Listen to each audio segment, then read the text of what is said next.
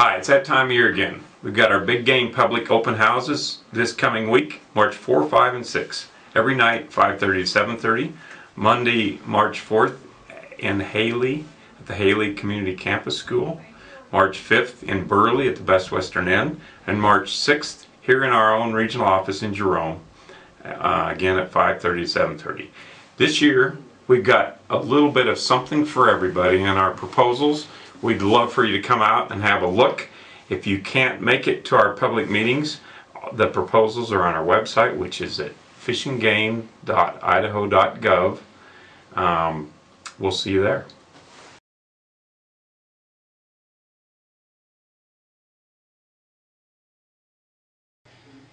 For elk, the news in the Magic Valley is mostly positive. First, I'd like to inform you that Idaho's elk plan is currently in the process of being revised. The previous plan was written in 1998 and many things have changed since then.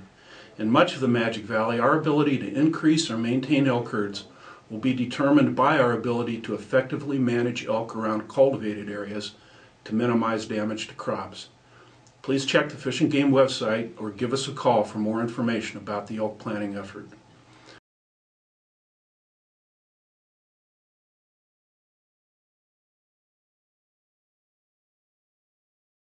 We're proposing a few changes to Magic Valley deer hunts for this coming fall. One thing we'd like everyone's input on is potentially returning to an October 5th general deer opener. Prior to 2005, general deer seasons opened on October 5th. However, in 2005, that changed to October 10th to be consistent with deer season changes in eastern Idaho. Studies have shown that later opening dates tend to increase harvest, and that opening seasons earlier, even if that lengthens the overall season by a few days, doesn't tend to affect harvest much. A slightly longer season would, in many years, give folks one more weekend to hunt. And just as important, schools statewide typically hold an teacher in-service day on the first Thursday and Friday in October. Back when the deer opener was on October 5th, this often meant that kids were out of school for the deer opener, so families could more easily plan a hunting trip. As far as this fall's hunting seasons go, there are several changes being considered. We had the opportunity to conduct an elk abundance survey in the Pioneer Zone in January. This zone is comprised of big game management units 49, 50, and 36A. When last surveyed in 2008, cow numbers were barely meeting objective, and the number of bulls and the bull-to-cow ratio were below objective. Changes in hunting seasons have allowed the elk herd, particularly bulls, to increase. Our count this year revealed nearly 10,000 elk in the Pioneer Zone, a 63% increase in cows and more than double the bulls observed in 2008. This all translates to more opportunity for hunters. Look for some new general season opportunities in Units 50 and 36A. In Unit 49, it is proposed to increase the permit level for bulls and lengthen the season by 9 days. And for cows, an additional controlled hunt with 120 permits has been added in late November.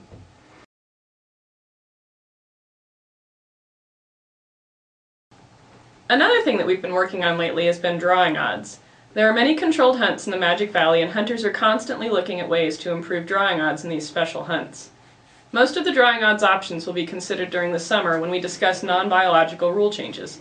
However, for some time now, the drawing odds for the youth either sex deer hunts in Units 47, 57, 55, and 57 have been getting worse. Right now, they're no better than the drawing odds for adult hunts in those same areas. Part of the point of having youth hunts is to give youth better odds at drawing tags in special areas, so we're proposing a change to youth hunts to improve drawing odds. To do this, we're proposing to change those tags from either sex to antlered only. 75% of the youth who draw the either sex tag harvest bucks anyway, and there are youth antlerless hunts in all of those units for any youth who would prefer that kind of opportunity.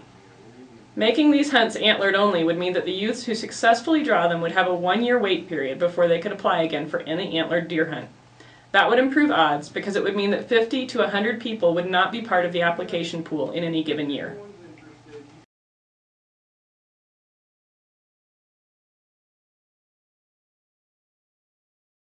There are a few changes to Unit 45 that are being proposed this year. For deer, many of the changes are simply returning permits to their typical levels in the absence of the rotating muzzleloader hunt. However, we're considering a small 10-tag controlled archery hunt in response to numerous requests over the past decade or more. Proposed changes in elk seasons in Unit 45 include a change in the controlled archery hunt from either sex to antlered in an attempt to improve drawing odds, and some minor changes to landowner permission hunts to continue our efforts to reduce depredation problems while better focusing hunters. In the absence of hard winters, pronghorn numbers in Units 44 and 45 have seen tremendous increases since 2006. We don't conduct surveys aimed at population estimates for pronghorn. However, we do conduct annual herd composition surveys in several areas throughout the region to monitor buck-doe and doe-fawn ratios. One of the areas we survey annually is the Camas Prairie. The number of pronghorn we have observed while conducting herd composition surveys on the prairie has steadily increased since 2006, with some of the best reproduction rates observed in the Magic Valley region. This likely increase in the population provides available opportunity that we are hoping to take advantage of. We have also received an increase in pronghorn depredation complaints in the area, and any increase in harvest will likely have a positive impact on complaints.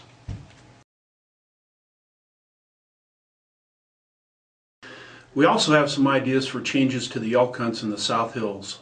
These are game management units 46, 47, 54, 55, and 57. In recent years, elk numbers have increased in these units. Permits are highly sought after, and these units are gaining a reputation for producing some of the biggest trophies in Idaho. Ideas for improving these hunts include several options designed to reduce conflicts between the lucky hunters that draw these tags. In Unit 54, it is proposed to split the unit into 2 hunt areas to help separate hunters. In addition, in all the South Hills units, we are considering modifying dates for the archery, muzzleloader, and firearms seasons to provide a 5-day gap between the seasons to minimize conflicts between groups of hunters beginning and ending their hunts. And last, we're proposing to combine Units 55 and 57 into a new elk hunt area.